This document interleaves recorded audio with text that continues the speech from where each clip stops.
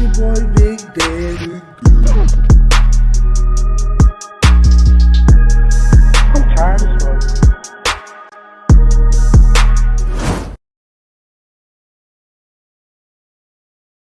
Good morning, Krusty Crew. Damn, it's been a minute since I said that. But I'll get into that later on. Right now, I want to tell you that I thought I was going to die the other day, okay?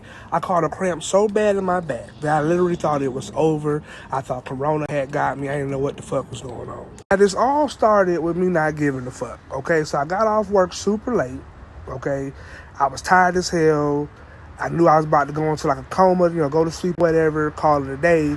But I still need to wash my uniform, what I'm saying? I'm not going to work dirty or nothing like that. So I popped into the washing machine fully knowing that I was not going to be able to put it into the dryer at a reasonable time in which, to have it dry, Well, I wound up waking up even later than I thought I was going to wake up, which only gave me enough time to shower and not enough time to dry my uniform.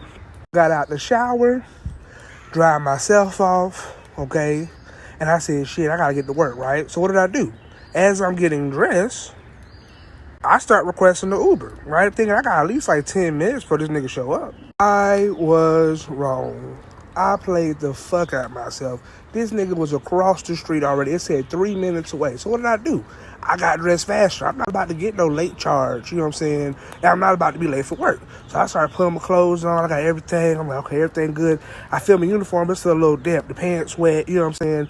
I grabbed my stuff. I run out the house, forget to lock the door, but I didn't give a fuck because he was already in front of my building. See him, I wave.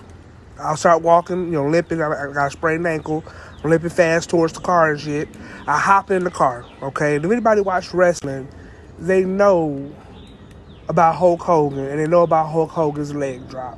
Well, I did Hulk Hogan's leg drop, okay, into the backseat of the car. In an attempt, really, truthfully, to get into the car faster, to get to work faster, right? To show him that I got some hustle and I wasn't trying to make him wait outside.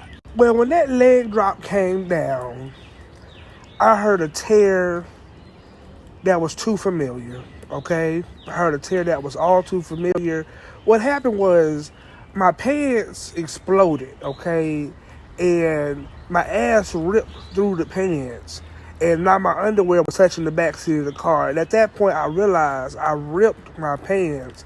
But what do you say? You tell the Uber driver, hey, stop the car. I need to go in there and find some more pants. Or do you just say, fuck it, I'm going to go to work and I'm going to assess the damage when I get to work? I got to work and I realized that I had about 3 minutes or so to spare. So I immediately go straight to the bathroom, go to the handicap stall. It's got this little sink in there by itself. And I look at myself in the mirror. I turn around, do one of them, look back at it, whatever moments or whatever. And what I see is this. Now, I see that the rip is completely through the whole pants. At this point, I'm about to work a whole shift with my ass out. Now, the only way that I could ensure that I was going to get through the whole shift without anybody seeing my underwear on my ass, right, was that I needed to clench, okay? So I clenched for dear life for 9 straight hours, okay? I clenched on break because in the break room, I didn't want them to see that I had a hole in my ass, right? So I had to walk around all day clenching. I mean, literally just, hey, how y'all doing today? Clenching, you know what I'm saying? The entire day for 9 hours straight, building a core. Y'all can say I don't work out, but that was an exercise. That was a workout. Now, when I got home, I was still clenching because I got in the car, you see your neighbors and shit like that. I don't want them to see the hole in my pants either. So I'm still clenching.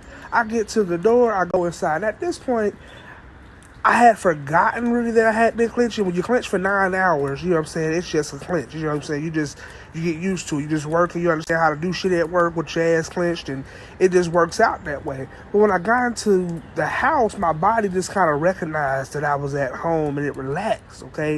And I stopped clenching. But when I stopped clenching, I got like a muscle spasm, okay, in my lower back, okay? I guess at this point, it was giving out. You know what I'm saying? My thigh had a little bit of like a Charlie horse inside of it. My lower back was having like a spasm, and I just fell straight over.